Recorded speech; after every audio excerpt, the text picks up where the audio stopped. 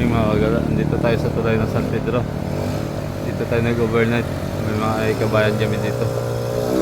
Yan, kami tatlo. Pauwi na kami ng ano ngayon, ng Isabela. Lapad ng ano dito, ilog nila. Ito yung bagong tulay. Madela ito, sakap ng Madela.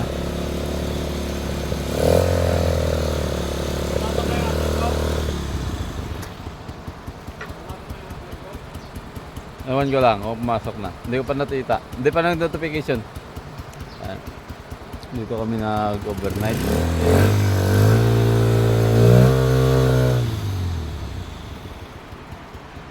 Ang ganda yung lugar nila. Matahimik. Yan. Sige mga kagala. Tabayanan nyo yung biyahe namin.